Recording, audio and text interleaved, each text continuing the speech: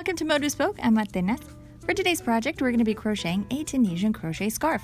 Now this is a beginner-friendly project, so we're going to move nice and slow.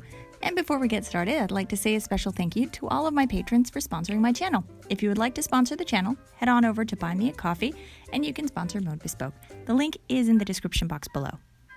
So here's a look at the scarf we're going to be crocheting today. Like I said earlier, it is a beginner-friendly project, so it's quite simple. And here's a look at the front of the scarf, and this is what it looks like on the back. So this is the return pass side, and here's a look at the front again. All right, so before you get started, you're going to need some supplies, and for this, you're going to need a Tunisian crochet hook. Now this is just one of my short cord hooks, and it is a 5.5 millimeter hook, and I am using wool-like yarn. Now this yarn is only available in the US at Michael's stores, so for those of you that live elsewhere, this is an acrylic and nylon blend. It is a size 1 fingering yarn. I will be using 2 threads at the same time, so that's going to make the yarn just a little bit thicker. So here's the information on that yarn in case you need to find something similar. Now, for those of you that don't want to use 2 threads at the same time, or if you are a beginner and you're not comfortable doing that, you can also use a sport yarn. A sport yarn is a size 2 thread, or you can also use a DK, which is a size 3. You would still use the 5.5 millimeter hook. Now, the only thing that's going to do to your pattern is it is going to make it wider. So the scarf right now measures about 5 inches, and this is using the 2 threads of fingering yarn. That's about 13 centimeters. Now, if you were to use a thicker yarn, then it would be just a little bit wider. So here are the measurements for this scarf. It is 5 inches or 13 centimeters wide, and the length, I went with 56 inches, which is about 142 centimeters. You can make this scarf as long as you want. I did not use all, 100 grams of the yarn. So you are still going to have some yarn left over, so you can make a much longer scarf, but I wanted to stop at that 56 inches. All right, so to begin this pattern, we're going to go nice and slow here, and you're going to begin with a slip knot. So if you are a little more advanced, you're going to make your slip knot and you're going to chain 29. For all of the beginners, let's go nice and slow. You're going to wrap the yarn around 2 fingers, and you're going to insert your hook behind this front loop. You're going to grab the yarn that's back here, and you're going to pull it through. So once you've pulled that through, you're going to remove your fingers, and you're going to tighten the knot by pulling on the 2 threads, and then pull on them individually to tighten the knot. So to make the chain, you're going to wrap your yarn around your hook. So just wrap it behind the hook so that it looks like this, and then you're going to pull that top loop through the bottom loop. And that is 1 chain. So you repeat, yarn over, and then you pull through, and that's 2, yarn over, pull through 3, and continue until you have a chain that measures 29 stitches. And once you've got your stitches, you can move on to your foundation row. For those of you that are more advanced, you're working this pattern in multiples of 5, where we're chaining 29, but you have the 1 loop that's already on your hook. That's going to be your chain number 30 or stitch number 30. So multiples of 5, but the loop on your hook does count as a stitch. Cast on a regular foundation row, skipping this first stitch. So you begin on the second one. Now for those of you that are new to crochet, you are going to insert your hook into the stitch, yarn over, and pull up a loop. Leave the loop on your hook. So repeat this in the next stitch. So insert your hook into the stitch, yarn over, and pull up a loop. Repeat this in all of the stitches of the chain. So at the end, you should have a total of 30 loops on your hook. You have a chain of 29, so you're going to cast on 29 loops, plus the loop you already had on your hook for a total of 30 loops. And once you've cast on your final loop, you should have a total of 30 loops on your hook, and your hook should look like this. Now the return pass is where the stitch actually begins. So for this return pass, it's going to be the same return pass you're going to use throughout. So you're going to begin with a yarn over and pull through 1. So you yarn over and pull through that first loop, and you're going to pull the loop off of your hook. Now, you're going to yarn over and pull through 2. So these 2 top loops right here on your hook. So yarn over and pull through 2. So there's 1, 2, and then you repeat. Yarn over and pull through 2. Now this is where the stitch is different. You're going to yarn over and pull through 3. So here are your 3 loops. So yarn over and you pull through 1, 2, 3. Now for the next 3 stitches, you're going to yarn over and pull through 2. So yarn over, pull through 2, yarn over, pull through 2, and yarn over, pull through 2, and then yarn over, pull through 3. So yarn over and pull through 1, 2, 3, and then you're just going to repeat the yarn over, pull through 2 3 times, and then yarn over, pull through 3 sequence until you get to the end. So again, that's yarn over, pull through 2 3 times, and then yarn over, pull through 3 just once, and yarn over, pull through 3 until you get to the end of the row. So basically what you're doing is setting up the foundation for this stitch. So you have that yarn over, pull through 1, which is this first stitch, and then yarn over, pull through 2, yarn over, pull through 2. This right here is that yarn over, pull through 3.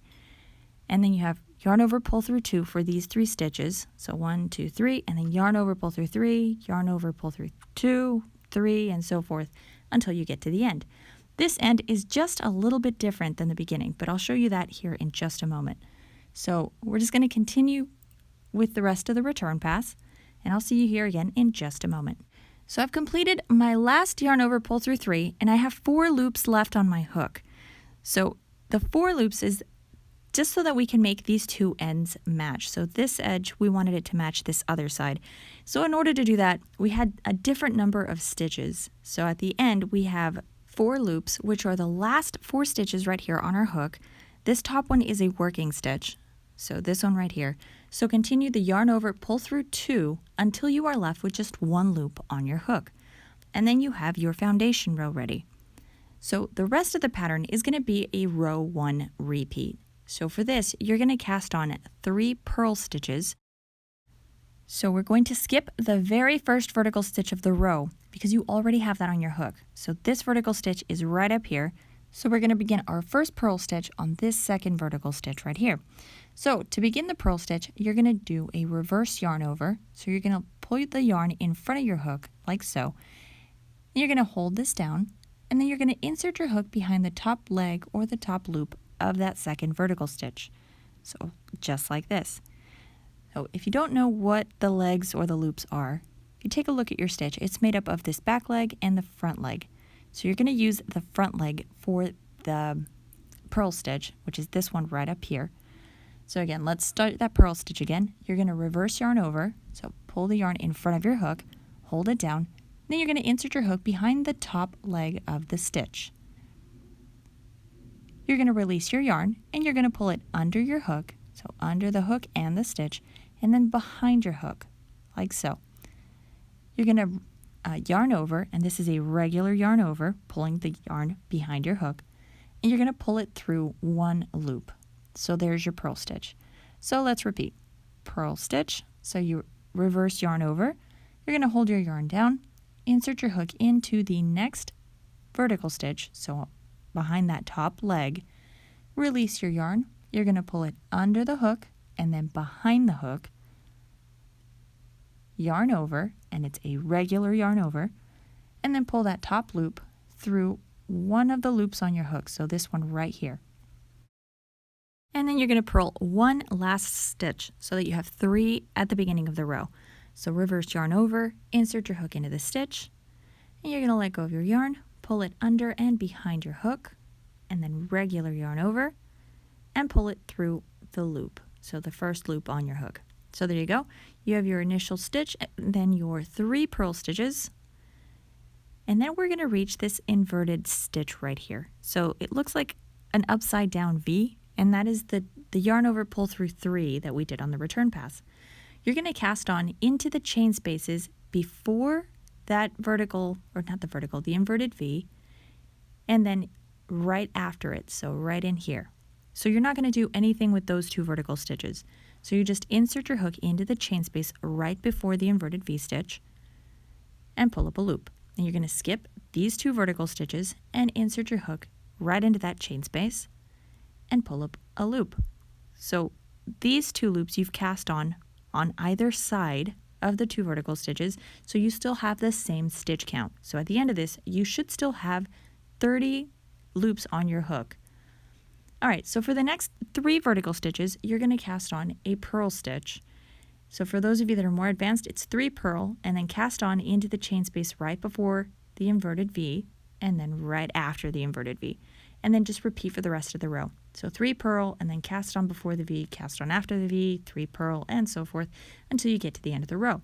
At the end of the row, you're going to have 2 purl stitches, so right here, and then cast on into the final stitch of the row. And then we'll work the return pass together. So for those of you that are a little more on the beginner side, let's do this nice and slow. I did just teach you how to do the purl stitch, so we're going to speed that part up a little bit, but we're going to crochet this together. So we've got 3 purl stitches, so there's 1, and then 2, and then 3, and then in this chain space between that last purl stitch and the next vertical stitch, we're going to insert our hook, yarn over, and cast on 1 loop. We're going to skip these 2 vertical stitches. We're going to insert our hook into the chain space right after and cast on a loop. And then we have 3 vertical stitches right after that, which we are going to purl. So there's 1, 2, 3, and that leads us to this inverted V stitch, or the 2 vertical stitches together. So you're going to insert your hook in the chain space right before it and in the chain space right after. So continue working on these last remaining stitches until you get to the end of the row. At the end of the row, we're going to have the 2 purl stitches and then the final stitch. So purl into your last 2 stitches. So we got purl 1 and then purl 2. And to cast on into this final stitch of the row, it's going to be this bottom chain. So not this big one, it's right under here, not that one. So the one right above it, right up here. So just insert your hook right by the last or through the last legs, so on the ones furthest to the side, yarn over and pull up a loop. So at the end of this row, you should still have 30 loops on your hook. So if you need to count those, take a moment to count that, and then we can work on our return pass. The return pass is the same one that we did just, 1 row ago. So from here on out, it's a row 1 repeat with this same return pass. You're going to continue these repeats until you have completed the length that you want for your scarf. So let's work this return pass together. So yarn over, pull through 1, and then yarn over, pull through 2, yarn over, pull through 2, and then we get to this inverted stitch. So the inverted V, which is made up of these 2 loops right here, you're going to do a yarn over and pull through 3. So 1, 2, 3 for the purl stitches. But let me grab this bead because it's going to hit the camera and move everything. So when you get to the purl stitches, you're going to work yarn over, pull through 2 for each of these 3 stitches. So yarn over, pull through 2, yarn over, pull through 2, and yarn over, pull through 2. That's the 3 reverse stitches, not reverse, the 3 purls. You're going to get to the inverted V, and that's yarn over, pull through 3. And then you're back at the purl. So at the purl, yarn over, pull through 2. You're going to do that for each of the purl stitches. So there's 1, 2, 3, and then yarn over, pull through 3 when you get to the inverted V. You're going to repeat this until you get to the end of the row and you are left with just 1 loop on your hook. Remember that at the very end of the row, you're going to be left with these 3 purls plus that final stitch right over here. So you're going to do yarn over, pull through 2, there's 1, yarn over, pull through 2, that's 2, yarn over, pull through 3, and that's the purl stitches. And you do 1 final yarn over, pull through 2 to complete the row. So from here on out, you're just going to repeat row 1 and that return pass until you complete the length of your scarf.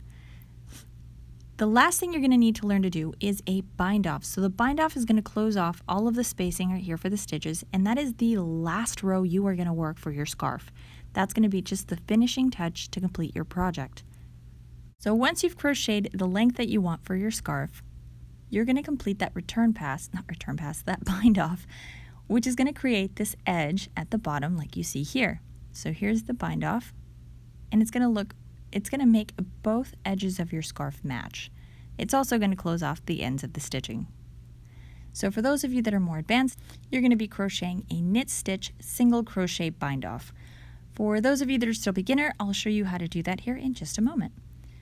So before I move on to that bind off, I just wanted to show all the beginners from row 2 on, when you cast on into that final stitch of the row, it's going to be this stitch right here. So not this top chain, right here, this bottom one along the bottom of the row. So I just wanted to show you guys that because it is a little bit different from row 2 on. So that's how you would cast on that final stitch of every row. All right, I'm going to finish this return pass and then I'll show you how to work that bind off.